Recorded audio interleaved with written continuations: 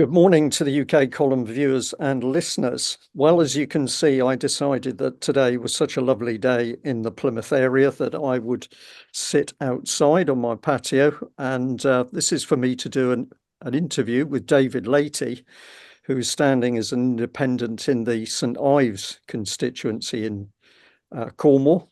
I've known David for a long time. He's a former policeman. He's been doing some really sterling work investigating the banking system, but I was delighted to be told a little while ago that he'd taken the very brave and honourable step of putting his name forward as a candidate for the upcoming general election. So, David, welcome to the UK column. Thank you, Brian, and thank you for that introduction. It's good to see you again after so many years. Yes, we've been around in the circuit, haven't we? But we haven't actually spoken for quite some time. We've been up to all sorts together and separately for quite a number of years now. That's right. Yeah, that's good. Now, I have to say that I've retreated into the shade here because it's pretty hot in the centre part of my patio. So I hope that you can see me all right. You're certainly looking good, and I think you're in your home studio. Is that right? Yes, I am in my home studio. I chose to go outside, but unfortunately across the road there's three roofers with a jackhammer, and I didn't think that was conducive to a good interview. You might hear some seagulls in the background, but I've managed to eliminate all the other noises by coming into the studio. Yeah, Okay. Well, I'm sure it'll be fine. it will. Well, David, the aim of today is to give you the opportunity to talk to our audience about why you've decided to stand as a parliamentary candidate. And so I'll say to you straight away, over to you. What made you take this step? Thank you, Brian. Well, it was a very last minute step. In fact, it was on the 7th, 2 weeks ago. It was actually my birthday, and I decided that nothing was being done. And everybody kept asking me, what are they going to do about it? And I wondered who this mysterious they are. And I suddenly realized, well, that's us. So let's step up and do it. So 2 hours before closing day of the applications, I had one of those, oh, to hell with it moments. Not the words I used, a bit stronger than that. And just my wife and I went to County Hall and paid the fee and entered into the race, and then thought afterwards, what have I done now? But the lead up to that has been long, hard road, as you are aware. So for your viewers, it all started when I retired from the police, and a friend of mine had some property abroad, which he had some very great difficulties in getting the deeds from, because there were, shall we say, Eastern European organizations involved. And it turns out that on that score, that was about 2004-5. And on that score, we found that over 400 Brits, Irish, Americans, Europeans, and Australians had not had their properties passed over to them, having paid for them. So I went with him to that country, and we managed over a period of years to sort that problem out for all of those people. So that was my teething ground. And then by sheer coincidence, I decided to do a build project, and lo and behold, I became a victim of banking fraud, whereby I tried to pull out of the deal because I thought we were being stitched up, and quite rightly so. I think I might mention here that a lot of people hear that people have been done victims of fraud, shall we say, in various things. And there is a tendency for people to go, oh, how did you fall for that? But we are talking about a particular kind of fraud where it happens on paperwork behind the scenes that you never get to see about it. And to cut a long story short, I got involved with a very senior bank in this country. They started off with a local manager making horrendous mistakes, and then the cover-up started. Now, had they put their hands up and admitted those mistakes from the start, I would be none the wiser. But obviously, being an ex-detective and having gone through property investigations abroad, it became very easy for me to dig deep and find out what was going on. And the more I dug, the more I found that the banking in this country in general is not what we seem to think. The banks are not lending money. They mainly deal in selling securities. And what happened from that moment on was many people came forward to me and produced evidence that they were victims of a similar fraud, perpetrated in slightly different ways each time. So I then became heavily involved, putting about 50 or 60 hours a week into investigating serious banking fraud. That culminated in me going to Parliament and giving evidence to a room full of MPs at the all-party parliamentary group for fairer banking.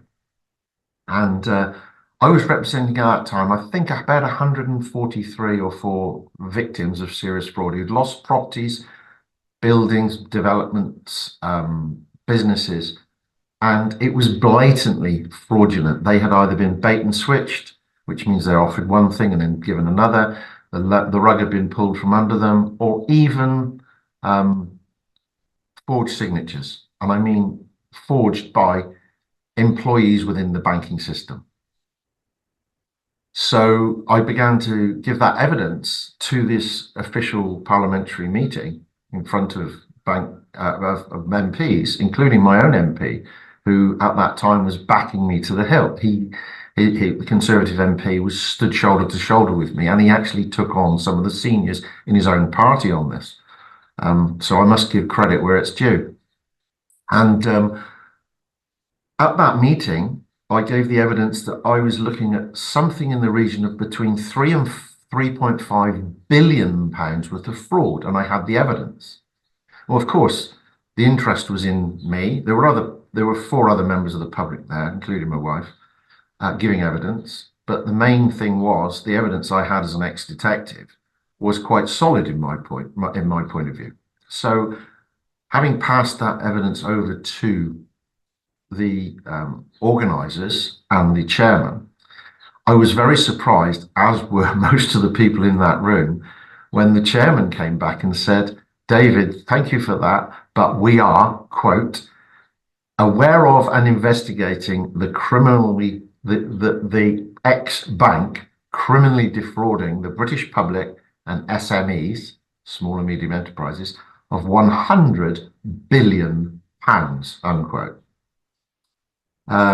That sort of gave everybody a sharp intake of breath. And he went on then to say, quote, "And we are currently aware and investigating the collective banks of the UK have criminally defrauded the British public and SMEs of 1.2 trillion pounds, unquote." Now that's from an official chairman, from an official inquiry. So this was back in April, May 2019. So I thought, yes, we're on a roll here. We'll throw our evidence in and something will be done. Obviously, naively thinking we're at the top of the tree now. The big investigation's going on. We can be a very big part of it. We've got robust evidence and it will be dealt with. Well, here we are over 5 years later and nothing has been done except the fact that I have been blocked. I have been refused investigations on every way I can. The police have locked me out, the SFO, Serious Fraud Office, the National Crime Agency, the National Economic Crime Unit, the Financial Conduct Authority, MPs, ministers I have written to informal notifications, and nothing to this day has been done. I then recently went to London, where I went into the Palace of Westminster and I served a certain number of MPs with formal notices pointing out their duties in law, their legal duties, coupled with on the document it stated that by the government's own admission, the magnitude of the banking frauds known to them is 1,200 times the estimated value of the frauds of the current post office scam. I thought that might have had some massive effect on moving forward on the investigations. Not so. I am blocked. I have had 5. I have a court case coming up next week. I have police investigated incidents of perjury involving that, and I have been on to the police 5 times since December by formal email asking what the result of the inquiry is. Not a single response from the police, even though I have mail track on my emails, and I can tell every time that mail is opened, when it's forwarded, the time and date and who's read it. And those emails have all been read, and now they're not even being read. They're being delivered but not read. So then I decided to email the local Conservative Party, and the same thing, 5 emails, no response. And that got me to that to hell with it moment where if nobody's listening to me and they should be doing something, why don't I put myself in the position where I should be doing something, and then I can deal with it myself on behalf of other people. I'm trying to stand up for victims of serious fraud, serious crimes. And it's not just in the banking world, because of the investigations, and you'll know this more than me, through your investigations with Common Purpose and the links through all the different industries and all. What I'm finding is I'm being blocked in every official establishment by an element. Now, I'm not saying the whole system is corrupt. What I'm saying is there are elements within all the establishments that have been infiltrated by bad apples who have seemed to have the ability to take control of certain situations and bury them, kick them into the long grass, or fail to deal with them. And I took up the challenge and thought, well, I need to be inside the system to make sure this doesn't happen. I have knowledge of at least 40, I think it's 43 or 4 people now who have either talked about or attempted to commit suicide as a direct result of being ignored and not having justice. And so that's the story of why I got to where I am to stand as an MP. Having got to that point, I've now had 2 weeks out there talking to people, and I'm finding that they're having similar resistance in all different walks of life, and the pattern seems to be the same wherever I look. Right, David, thank you very much for taking us through that, and of course you have had the help of at the time police commissioner and now former police commissioner who's been standing by you in your investigations with the bank. So this isn't even that it's just your own efforts that are on trial here, we'll say that, because you've had an extremely competent persons Yes. helping you from the wings. Absolutely, yes. I'm just a small cog in a big machine that's tackling this problem. And as you say, that is the ex-crime commissioner who has become a very good friend, but he is so engaged with this, even though he has no skin in the game, so to speak. He's not a victim, but he has what his experience is vast. He was the crime commissioner for Thames Valley, and he was responsible for breaking and prosecuting the HBOS Reading frauds, which resulted in several people going to jail for a total of 45.5 years. So he's no stranger to the frauds. He's looked at my case, and he's looked at most of the cases that I've been dealing with. We worked together on some of those cases, and he has confirmed, as an ex-crime commissioner of, I think, 9 years, that those matters are severely criminal, and that we are, what we like to say is, we are encountering in every department a degree of blind eye dishonesty, where they are kicking it to the long grass or looking the other way rather than dealing with the matter. But as you probably know, if you put a lid on something for long enough, the pressure builds up, eventually it blows. Case in point, the post office, where Andrew Bridgen was shouting about the post office frauds about 16 years ago, and it's only now come out because the pressure increases and increases.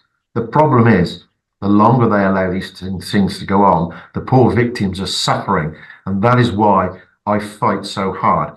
Having been a victim myself for 9 years, and my family have been put through sheer hell and made homeless as a result, I decided I'm going to stand up for everybody who I feel empathy for in the same thing. And it is shocking what I'm finding. So somebody has to stand up for it. It's not a pleasant thing. It's not something I want to do. And I certainly didn't want to be a politician. But what I am is a very good problem solver. I get, all through my police career, problems were thrown at you at a minute's notice, and you had to assess and deal with them very swiftly to save lives or save property, etc. Prior to that, I was a medical scientist, so I had an analytical brain, and I like to be given a problem and examine all of the evidence. So I've applied that to what I'm doing now, running for as an MP. And although it's been a very short, well, I'm into the third week now, I have been engaging with the younger generation and the locals and analysing what they're saying to. I'm listening to them because the main theme is nobody's listening. We're being shut out or shut down by these elements in the establishments who are kicking things into the long grass. So what we need to do is we need to listen to these people, because although some of their stories sound almost incredible, there is substance to it. And by investigating things properly, we can save this country millions, if not billions, by dealing with the problems up front rather than putting a lid on it and letting it fester for years and years. David, thank you very much for that. It's extremely interesting. Let's just start with the practicalities. You've put yourself forward as a parliamentary candidate. Yeah. How have you found it? You've been able to engage with people. Have you been able to get involved with the hustings? Because many years ago, when I stood as a parliamentary candidate, as an independent anti-corruption candidate, the first thing I learned was that you weren't invited to the hustings. How have you found it? I've been invited to 4. I did my third one last night. The first one was a little bit scary, stage fright. I didn't know what to expect. But then again, as a policeman, you would pitch up at certain events and you wouldn't know what to expect. You were faced with all sorts of horrors. So that's not unaccustomed to me. I quickly got over the stage fright and got involved. But I tend to observe what other people are doing and make sure I play by the rules. So I picked it up very quickly. And to be fair, the opposition there, Derek Thomas, Tory, and Andrew George, Lib Dems, they sort of led the way, and that did help me a lot to get my point over in the correct way. Of course, having done one, then I've done a couple more. Last night went very, very well, and I've got another one tonight. But what I have found is that they are selective. The local hustings I'm being invited to, but the official ones, shall we say, from the established media, which follow a narrative, they're not engaging with me, even though some of my campaign assistants have been applying for me to go on media. They're not responding. So I don't think they want to hear what I've got to say. Well, I'll just respond to that. Earlier this morning with my cup of tea, I was having a look at BBC, what the BBC had to say about the elections. And this is one of the key things that I noticed, is that they were not talking about, they were not mentioning other candidates. The only people that were getting a mention were obviously Rishi Sunak himself and Keir Starmer. They're talking about the main parties, but it's as if no other candidates exist. Absolutely, I agree. Yes, I think they're afraid. Well, there's two ways of looking at that. If they're afraid, what are they afraid of? Are they afraid of letting us try and sort things out properly? Are they trying to keep a lid on things? I mean, why not give everybody a voice? I mean, I've spoken to the reform opposition on the phone, literally, to find out how we could not work together, but we have got commonality in certain aspects of our manifestos. So why would we be having a tit for tat against them if they want to achieve similar things to us? You know, we've got to, no matter who gets in where, they've got to work together, not against each other. And to be fair and have an even playing field, I think that all of us, especially independents, should be given a voice equal to the big boys. I mean, I'm doing this. I've got a fabulous team behind me. I put up for it, paid the money, and I came away from County Hall with my wife thinking, what have we done? What have we done? My wife texted and emailed some of her friends, and I have a massive team of volunteers behind me asking me what they can do. I haven't asked anybody to do anything. I have a campaign, and it is phenomenal. They're out all over the constituency, sending out flyers. We have no budget. We've had some generous donations towards the printing, towards the signage and things like that. But apart from that, we've had no backing, no publicity, nothing. And we are actually making inroads. I noticed somebody sent me a picture of a topical thing, the Bet365 screen grab, and I am apparently listed on there as a 25 to 1 to win in this constituency, which when I came behind a 1 to 8 Lib Dems, that was a bit disheartening. But then I saw Greens down the bottom at 200 to 1. So I think, you know, they even they are thinking there's a possibility here. But going back to the mainstream media, it did occur to me that maybe they're a little bit afraid because of what happened in Southern Ireland a couple of weeks ago. There seems to have been a landslide sweep towards all independents. It seems like the big parties got a real kicking, and Sinn Féin got almost annihilated in Southern Ireland. That's my reports from my campaign manager, who happened to visit there last week. So Ireland is fed up with the mainstream and literally going independent. So maybe that's a good factor for not publicising independence too much in case we get what we want. Okay, now I think you're one of 9 candidates in the area. Yes. And just to press this point about engaging with the other people who are not connected with the main parties. Yeah. Is there a willingness of these people to cooperate, or at least treat you in a civil way, or is the competition right the way through the candidates? There's competition, but they've treated me civilly, and including the big 3, they've been very honourable and quite often when we're at the hustings, they've actually agreed with what I'm saying, which surprised me, and they backed me up on what I'm saying. But obviously they put their own spin on it because of their own party whip and their party instructions.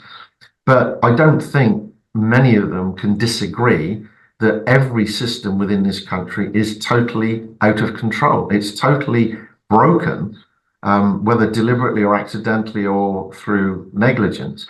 Wherever you look, there are broken systems. And my main theme at the hustings last night was, well, I did disagree with most of them because they were saying that we need to throw more money at it. We need to tax people higher to raise more money, to throw money at these problems to try and alleviate the problem.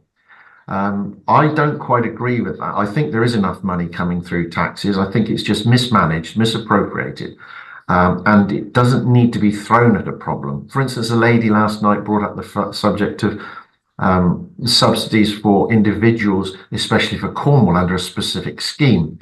And it turns out that some areas had the scheme and they are having an extra £8 a week per person. Now, throwing £8 a week per person at a problem of severe poverty is not even going to scratch the surface. We need to use the money to crack the problem at its roots, not throw money at a problem to cover it up, because that money coming in as a grant is a temporary thing, and it will change with a new regime coming in.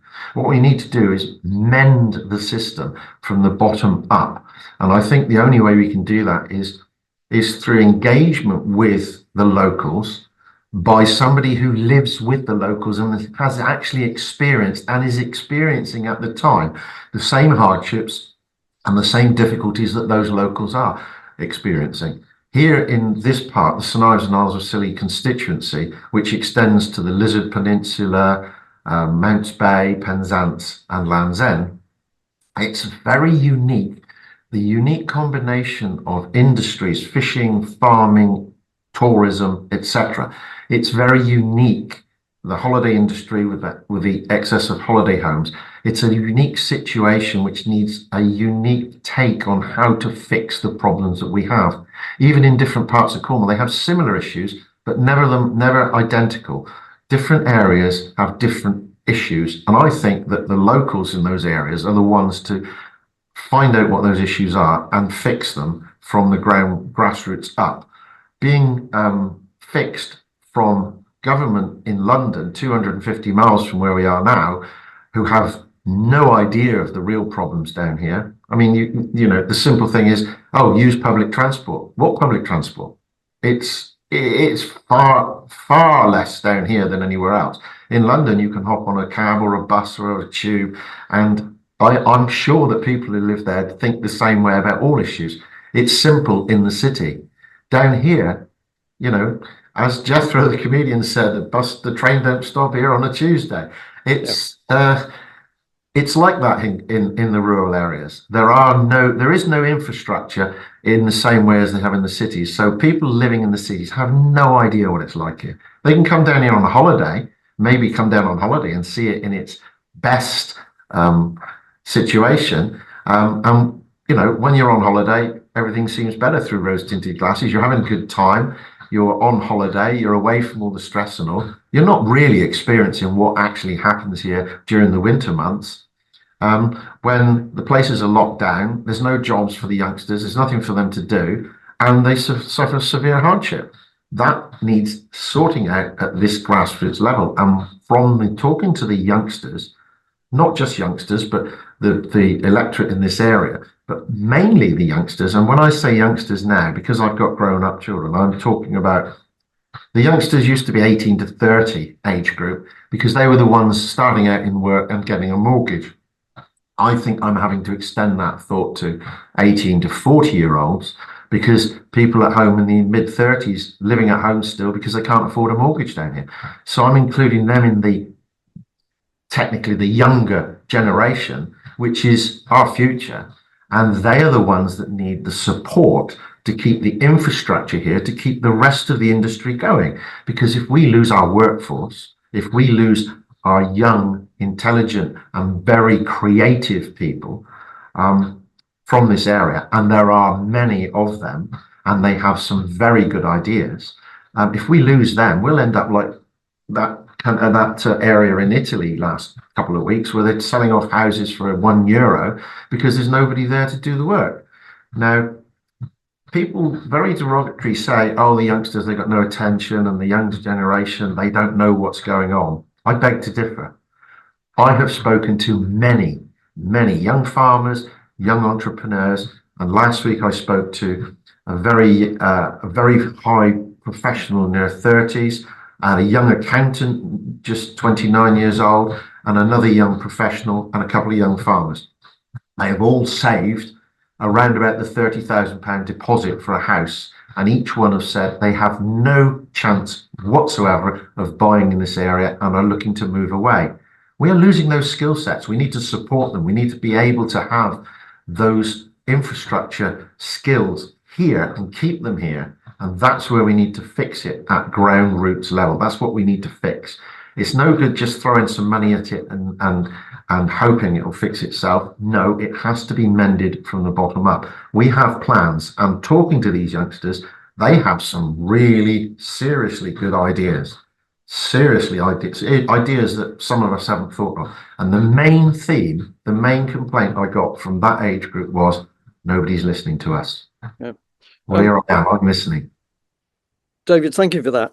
To come back into you've covered a lot of interesting points there. Yeah. Local people to sort out local problems, which sounds a good idea to me. Yeah. But something else has been happening over a great many years, and some of this we could take back to the era of the European Union and its policies. But we see policies coming down from central government as an edict.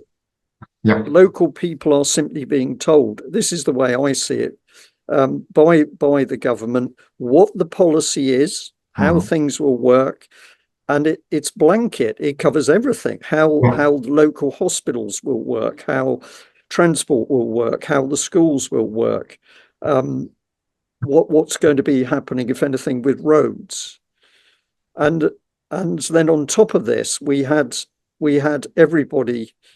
Certainly if we go back sort of 10, 15 years ago, was scrabbling for European funding pots. So they weren't actually thinking about what was needed on the ground. It was simply, what do we have to do in order to get this European money? And just to throw the rock in the pond on this one, if I remember correctly, Objective 1 funding was some £320 million, which was supposedly going to transform Cornwall. It was going to unleash all of this massive regeneration and improvement. And yet at the end of the day, nobody ever found out where that money went and where the accounts were. So we've got, you've been polite about how you've described it. I'm going to say we're looking at corruption. Correct. Embedded in the system. We've got a corruption, but we've also got an increasingly dictatorial and centralized system of policy coming from the main parties, whoever's in power, Conservatives or Labour. The colour changes, but the policies don't. And these policies are crippling areas like Cornwall, which, as you say, has a special set of needs to make it work for local people. Yes, I agree. Blanket policies do not work. We need to tweak them to be specific for the locals. So there needs to be local input, and we need somebody locally who's going to shout loud. And unfortunately, give them their due, the local MPs over the last few decades have shouted to a degree about Cornwall, but if they are party politicians, eventually the whip will cut in and they will be either told to stop or not taken notice of. I mean, they have to follow the party line, which is why, as an independent, we don't have to follow a party line. Now, one of my top priorities is to root out corruption. And then, I mean, you say corruption, I say corruption and or misappropriation or mismanagement, malfeasance. It all comes under that umbrella of misconduct in office. And I'm finding that the lion's share of funding is top down to the bottom. So agencies are formed with very high, obscenely high salaries for management. And then there's a trickle down, and the residual gets to the bottom of where it's really needed. And there are so many management structures and so many CEOs and senior managers in all of these organizations taking in extortionate amounts of money. That sort of money is better spent at the bottom end of the tree, not at the top. By the time it gets from London to here, it's fizzled down to absolutely nothing. Right. And I'll just echo back to you that my mind goes back 10 years thereabouts when we had two major bodies operating down in the Southwest, the Government Office of the Southwest and the Southwest Regional Development Agency, which, as you described, swallowed up huge amounts of money that they were going to turn industry round, they were going to create jobs. But actually, their effect was minimal, but they used a huge amount of money. So certainly I've seen that. A question just to push you on this one, because a lot of people, of course, throughout the country are concerned about the NHS at the moment. And Cornwall is particularly poorly served by hospitals and the NHS system. What's your view on the state of the NHS at the moment, and what do you think we should be trying to do? Right. Well, I used to work for the NHS, and I'm talking 40 odd years ago. And then it was underfunded, and we struggled to keep budgets for our scientific equipment, etc. And it was mismanaged. I mean, one example in that case was that one year we were 20,000 under budget, saving it for the next year. So they cut our next year's budget by 20,000. So the following year we overspent by $250,000, and they upped our budget by $250,000. Now, that's no way to run a business. That's no way to run an organization. If we ran our own businesses like that, we'd be bust within the year. So that's one example. Another example is very recently, you probably know, I've had 3 major operations for cancer. And I have, in the last 14 months, obviously had 3 operations, and I've spent a lot of time in hospital having follow-up treatment, etc. And I cannot fault it. I cannot fault the treatment I've had, from the surgeon down to the nurses, etc., etc. What I did observe whilst in hospital and while I've been visiting for treatments is the speed at which they have to operate, the stress that they are under through lack of staffing and lack of equipment and lack of funding. There's no doubt about it. The NHS system in this country is in larrups. It's all being privatised, all of this, ideas to privatise it. Some of it's being done by the back door that we don't know about. Privatisation doesn't work, in my opinion. That just makes money for other people at our expense. But whatever the reasons, what I've found is that down here in Cornwall, my personal experience is that those doctors, nurses, surgeons, etc., and all the support staff, they are running around all the time. They haven't got 2 minutes. I mean, I was dealt with by a nurse. She had to forego her lunch break and another one forewent her coffee break because there was a backup of patients and not enough staff to deal with it. This is not acceptable. We are in 2024, and I keep asking, where is our money? Where's our money? We have, I gave an example last night that in the 60s, if one partner for a couple worked, that would pay all the bills. If the other partner decided to work by choice, that would be what my mum called pin money, and they would use that to go on holiday. Now, here we are 40 odd years later, 50 odd years later, where both partners in any relationship are pedaling like hell to stand still or go backwards. We are taxed more heavily than we have ever been before, yet we have got things like the health service struggling. And if it wasn't for the goodwill of the people who wanted to look after me and the other people in the hospital, if it wasn't for their hard work and goodwill, I wouldn't be here now. I tell you, they bent over backwards to get me back on my feet. And I've literally 12 months ago this week, I had a kidney removed, and here I am, alive and kicking, fighting fit, fighting to be an MP, and that is thanks to the actual integrity and the staff who do the work at the grassroots level within the health service. They need support. They need backup. I see what was missing. Equipment, people, everything was missing. They need funding. They need staff. It needs a complete overhaul, and it needs a boost before it gets too destroyed.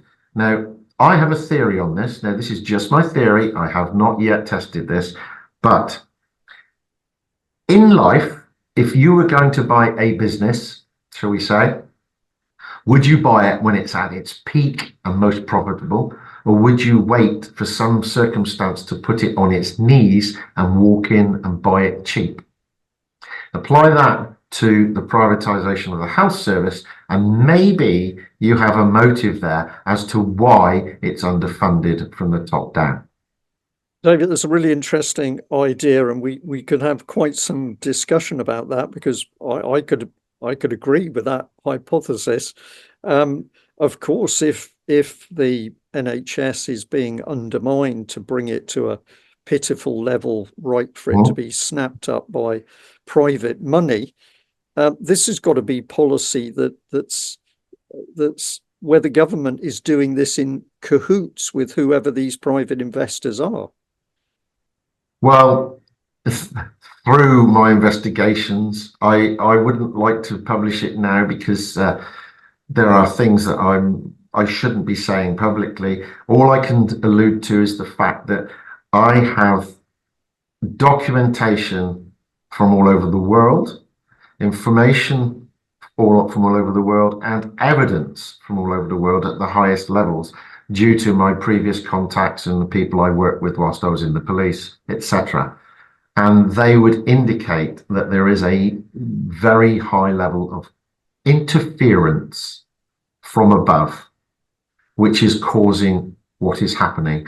And it seems to me there is an innate desire to privatize everything. And people say, well, give us an example. So I say, well, did you realize that our government sold our national grid? They sold our national grid, which we think is the national grid. It's no longer the national grid. It was bought years ago for 4.4 billion by EDF, Electricité Distribution Française, a French company, for 4.4 billion. Short-term gain. What's the long-term prospect of that? Well, our government, in its infinite wisdom, retained the right to decommission all power stations in the future when they came to the end of their useful life. Now, I can pretty much put a bet on that decommissioning one power station is going to cost more than 4.4 billion, and that's going to be the taxpayers' expense. Yeah. Money's always a problem unless it comes to wars, and obviously at the moment we've got some pretty unpleasant wars taking place, whether it's in the Middle East or in Ukraine. What's your thought on what's happening? Should we be supporting these conflicts? What's your view for the electorate on how we deal with these situations overseas? Well, I can't get too deep into that because of what I know, and some stuff I do know and some stuff I don't know. But what I would say is all war is abhorrent, and I don't think there should be any. So therefore, logically, I would have to say that we should not be supporting any wars, but that should go for every nation. I mean, I thought the United Nations was joined to stop wars, not to create wars. What we should not be doing is arms dealing, but there's so much money in dealing and supplying of arms to various factions that is a major factor. It comes down to money again, and if you do follow the money, you find out what's going on. I think as a big player on the planet, Great Britain shouldn't be supplying arms in the way that they are to support these regimes to attack other areas. We should have a degree of defense, yes, but I think that we should be negotiating with other countries to stop supplying arms as well. How we do that, I've not got that far yet. As I say, I've only been in this for a couple of weeks, but all I can say is all war is abhorrent. I thought we should have learned after the Second World War and the Nuremberg trials, etc., but it doesn't seem to be that we've learned. What I do know is that the average people that I speak to wouldn't go to war unless they had to, and it seems to me that governments make wars, not people. Yeah, well, I'd certainly agree with that, and I can imagine that there are a lot of other people that agree with that policy. People are looking at our government at the moment. I think many people are surprised by the fact that we see policy after policy, including support for conflict rather than calls for quieting it down. But the average would the average person want to go to war? No, they wouldn't. No. Just bring you back to the subject of policing. You've got experience in the force yourself. Yeah.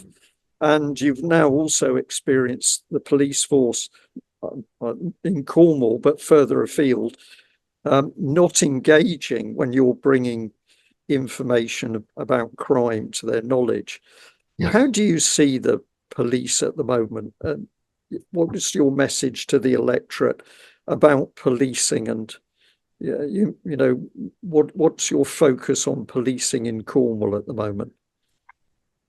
Policing is, to me now, totally unrecognisable to what I had when I was in the police. When I left 20 years ago, I did 25 years. I did many years as a community constable, helping people. And then I went into CID. I worked with regional crime squads. I worked with drug squads. I worked with all different departments. So I've got a vast experience of, of having time spent in various departments. And I swore an oath when I joined to protect life and property. So that's people first, property second. I don't recognise the police force anymore. I have actually been to one police force with a bundle of files in which, if you'd have told me to pick any 3 files, I would have made a career out of them. That's how serious the crimes were in those files. Those files were looked at, and I was told that those files didn't contain any evidence of the crimes reported. Now, that's not my job, and that's not the job of the person reporting the crime to me and having put it into their format and explaining it. The idea is that you give the information to the police and they draw a warrant and go and start knocking on doors, taking documents from the banks, etc., etc. And we're talking about around about 100 very serious frauds here to do with banking. I had numerous meetings with the crime commissioner of this police force, culminating in spending a day with the assistant chief constable, the detective chief superintendent, and the detective inspector, who, when asked what the test for dishonesty was, none of them could tell me that the test for dishonesty at the time was a stated case called the Ivy test. So I thought, well, we're not doing well here. It was clear that they do not regard crime in the same way as we did in the old days. If somebody did something, we tried to sort it out. Now it's a way of not dealing with it unless you really, really are forced to. And as a result of that particular personal experience, who I was there with other subject matter experts as well, I was offered an office in the headquarters at that time because the matters were so serious. I was offered an office with the chairman of the Ethical Banking Committee to go through the files, present each file to the police for items to investigate, and apparently they would then go off, investigate those crimes, come back and see if there was any evidence to support them. I'm sure there was. I know there was. But they have to do the legwork because we're civilians, so we're not authorized to do that. So we needed the cooperation. I came away thinking, we've cracked this. We're going to help a lot of victims who have suffered serious harm from this. 6 weeks later, I get just a simple email saying it's not going to go ahead now for operational reasons. Yeah. Do you think they were got at? I think so. I have no evidence. I think they were got at. Ever since then, I have been locked out of discussions. I made a formal complaint. This will get you. I made a formal complaint to the standards board of that particular force. The standards boards investigate themselves, their own officers, and came back to me and said they found no evidence of wrongdoing. Oh, yeah. Well, if you don't look, you don't find. So I then made a formal complaint to the IOPC, the Independent Office of Police Conduct. They came back to me and said, as the standards board have already investigated this, they're going to send it back for a second opinion, basically. It took very many weeks to get to that stage where it was sent back to the standards board to investigate. It turns out that the two people I complained about in the original complaint are now the two senior people in the standards board investigating the complaints. So they investigated themselves and said they had no reason to think there was any wrongdoing. Now, there is a rule in this country that no man can be a judge in his own cause. That is a rule in courts, etc. Yet we are seeing that with the police. I believe there was a degree of interference from what I say is rogue elements within the system that alluded to the fact that they should knock this on the head, and now it's been kicked into the long grass. It will come back to bite them, because what's happened in amongst this is criminal offences of misconduct in office, for which my team will be following up in the near future. Okay. Thank you for that, David. Again, lots of questions get raised by that because if the police are not doing their job, and clearly that's based on decisions at very high level, we have to start asking questions about who is pulling the strings at high level. But that is very deep and dark and detailed work, and obviously it's not something that you can do on your own. Whether or not you were to be elected, it requires a number of people to stand up and say this system's got to be challenged. Come on to a very different thing. A lot of controversy around the country at matters to do with I think we would describe them as Agenda 2030 policy, and the clean air zone, so very low traffic speeds, 20 miles an hour, and clean air zones have been causing a lot of pushback in many cities and urban areas. Now, Cornwall doesn't have large cities, but of course you do have urban areas. What's your thoughts, and what's the policy? What's your policy line on on this drive to close down urban areas and restrict speeds? Well, I think the policy is based on very limited studies. I no doubt there are measures that need to be done to make life better for inhabitants of these areas, but these policies are based on some scientific evidence. As one example, Cornwall Council have based most of their net zero policies on one study. Now, that study has already been debunked by about 40 different peer-reviewed studies, as to say that the facts within there are either exaggerated or incorrect. But we're sticking with the one study that follows the narrative. I believe that there's a lot of money to be made from these schemes, from the people implementing these schemes and the contractors, etc., involved in these schemes. Now, I don't think it's achievable. And I don't think it's lawful for a council, any council, to undertake a scheme knowing that they can't afford to follow it through. I went to the public consultation of net zero in Penzance some time ago, where I engaged with the head honcho from council about it. And I was merely asking questions. Yes, they might have been awkward to answer, but they were straightforward questions to which I needed answers. In the end, he got his coat and left. He abandoned the meeting because he couldn't take any more of the questions. So I asked one of the young ladies there. I felt a little bit guilty because she was like 22 or 23 years old, and she's obviously been told what to say and what to do. But I asked simple questions with a crowd of people around, and simply it was, how much money is it going to cost to the nearest billion between now and 2030 or 2040 or 2050 to accomplish what all of the fancy documents that were around and the posters and all were claiming we need to do? No idea. She works for a private company contracted by the council. No idea of the cost. So I said, what then are you going to implement to do it? No idea of all of the stuff that was going to be implemented. So I said, okay, so you've got an open-ended cost here. Who is going to fund it? Oh, it's easy, it's government funded. I said, there's no such thing as government funding. The government has no money. The government appropriates money from the taxpayer and then it generally misappropriates it in other places. So it is taxpayers' money, our money, that you're saying that you don't know how much it's going to cost. So I said, you don't even know to the nearest billion how much?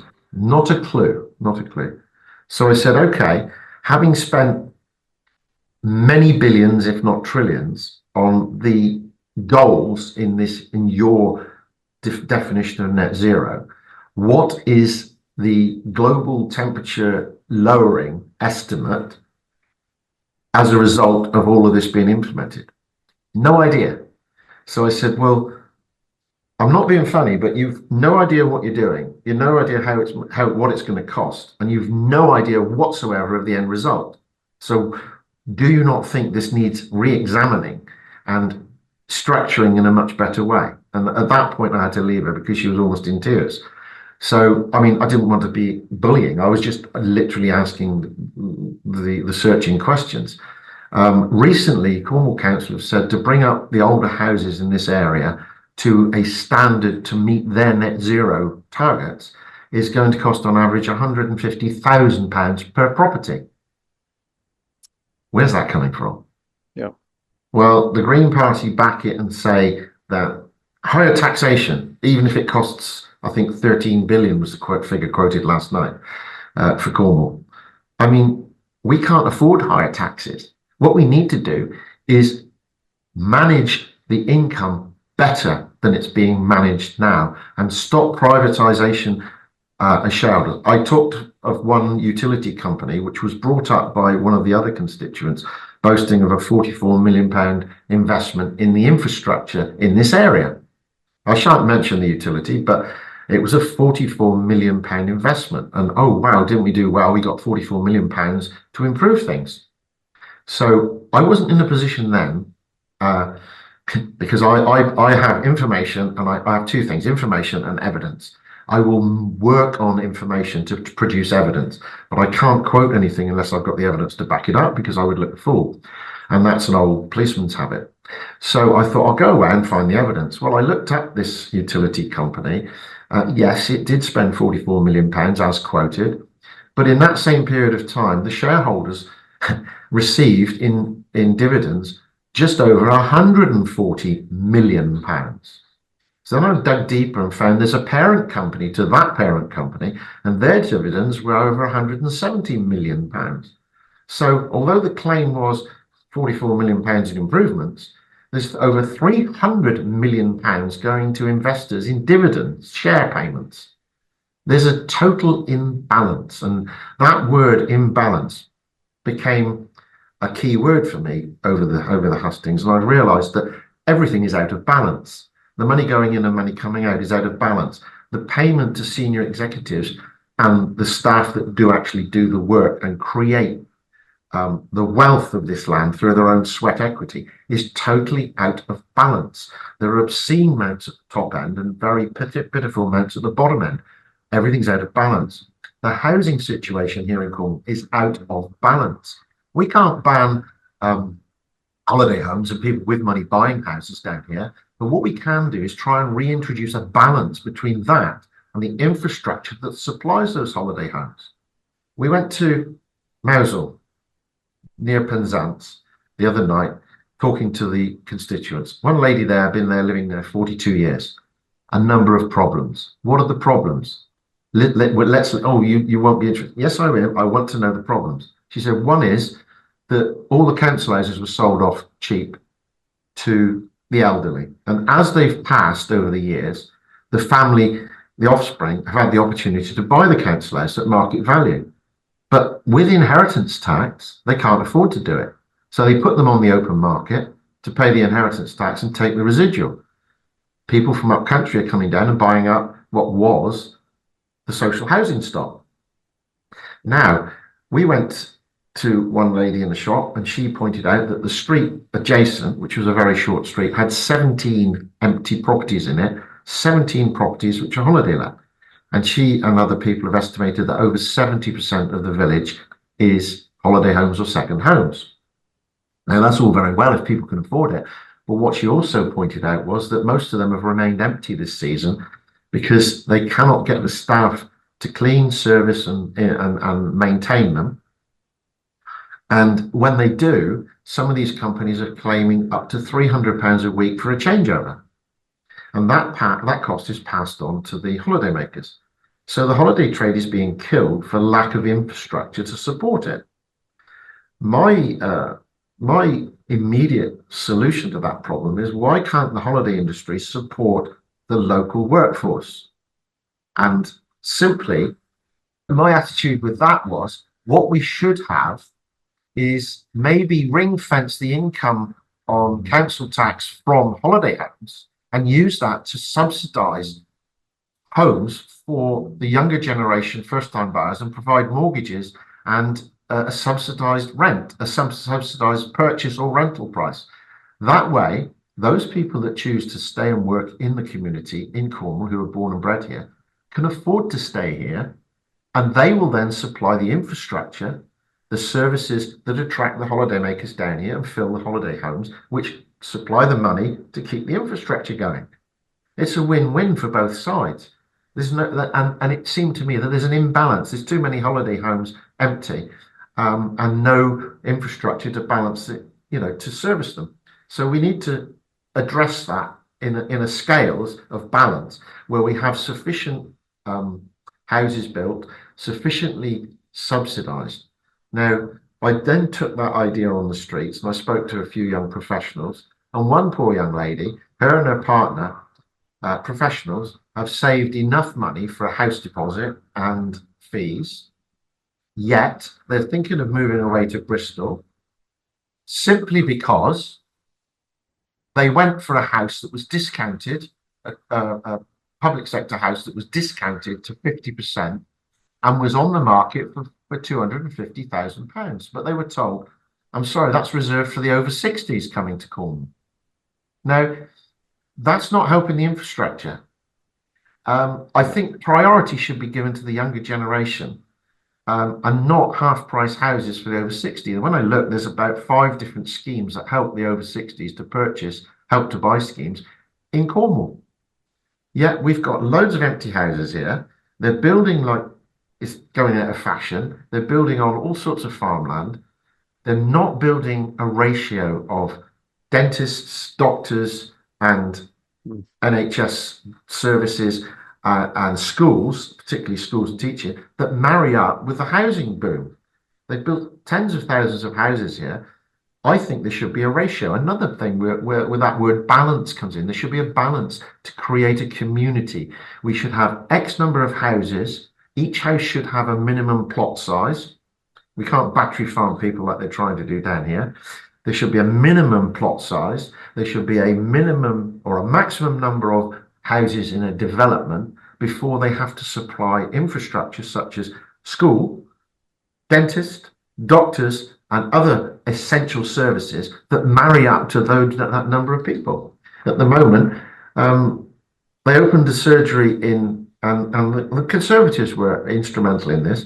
They were instrumental in getting a service in St Ives for children for national health dentistry for up to 1,000 children. And all of a sudden, they're travelling 20, 30 miles to visit that, and that's fully booked. Now, if that was in every single community, every child could get health service, dental care, and prevent all of this problem that they're saying now, there's children dentistry problems, and trying to put fluoride in the water to cure the problem. Prevention is better than cure, and it can be introduced in all walks. It just needs an analytical brain or a series of analytical brains to look at these problems and solve them from the bottom up, not just throw money at them temporarily and hope they go away. They're not going away. These problems are not going away. They need fixing. They need fixing locally and at grassroots level, without the interference of blanket policies from people in London who haven't a clue what's going on down here. David, thank you very much for that. We're just coming up to the top of the hour. So okay. I'm going to say to you, what would you like people to be doing? What support do you need? How can people help you? I think I've had marvellous support, and wherever I've gone, even with people displaying party politics signs, they've actually listened. And I'm saying what we need to be doing is we need to have independents representing the community, and we need to replicate that in all communities across the UK. It was pointed out that that does present a problem, and that problem being who would be a prime minister and party politics, etc. Now, I don't advocate an independent party, because that would introduce party politics. I suggest something along the lines of the old Witan system, where the elders got together and decided what was best for each community and what was best communally.